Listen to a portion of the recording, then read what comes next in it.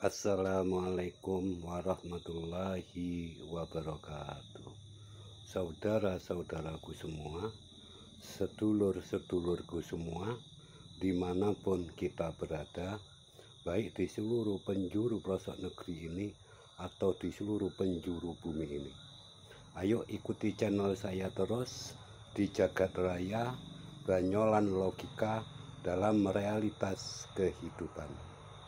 Saudara-saudaraku yang dirahmati oleh Allah Subhanahu wa Ta'ala, di dalam bulan Ramadan ini saya akan membawa hikmah Ramadan dan akan membawa judul Turunnya Al-Quran. Saudara-saudaraku yang dirahmati oleh Allah Subhanahu wa Ta'ala, ayo kita berbangga hati sebagai seorang muslim di muka bumi ini, karena di malam ini adalah malam peringatan di mana turunnya Al-Quran dalam bahasa Nuzulul Quran.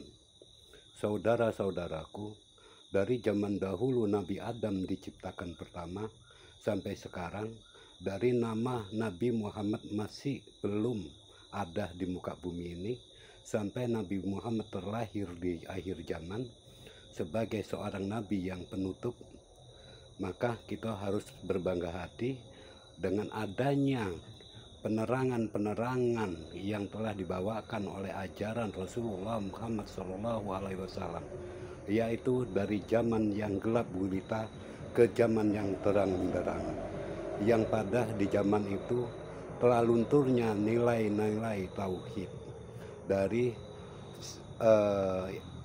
dari turunnya kitab Injilnya Nabi Musa sampai turunnya kitab Injilnya Nabi Isa, yang kemudian dirubah oleh manusia sehingga manusia menuhankan manusia itu sendiri. Kita harus bersyukur bahwasanya Al-Quran sebagai penyempurna di antara keempat kitab yang pernah diturunkan oleh Allah Subhanahu wa Ta'ala. Sampai di zaman jahiliyah, di mana orang-orang menyembah batu, menyembah setan dan iblis yang dianggap sebagai yang memberi hidup kepada mereka semua. Maka setelah Nabi Muhammad berumur 40 tahun, Nabi Muhammad menyepi di Gua Hira dan turunnyalah wahyu pertama, yaitu surah Al-Alaq, yang pertama diturunkan sebagai petunjuk bagi manusia. Maka pas bertepatan dengan tanggal 17 Ramadan. Jadi daripada itu saudara-saudaraku, di malam 17 Ramadan ini, ayo kita ingat kembali perjuangan Nabi Muhammad untuk membawa umatnya dari zaman kegelapan ke zaman yang terang benderang, dari zaman perbudakan ke zaman kemerdekaan, tanpa ada perbedaan antara kita dan sesama kita ke manusia atau kita kepada sesama kita. Maka dari itu, ayo kita bersyukur di malam ini kita peringati turunnya Al-Quran. Saudara-saudaraku, mari kita hidupkan qalbu Quran di hati kita ini, agar Islam tetap eksis dan berkembang sampai yaumil akhir.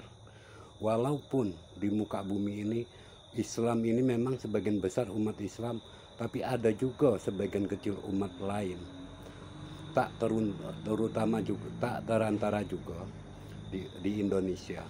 Di Indonesia juga banyak, walaupun minoritas, ada di antara kita yang berhubungan langsung atau berkomunitas dengan sesama yang berbeda akhlak dan akidah dengan kita.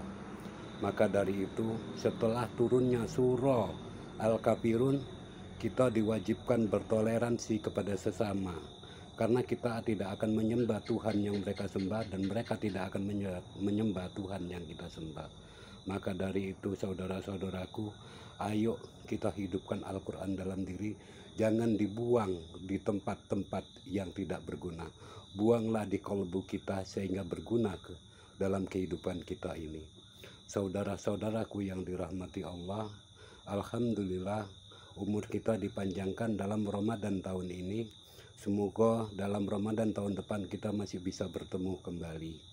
Maka dari itu, ayo jangan kita takut menghidupkan Al-Quran dalam diri sebagai petunjuk.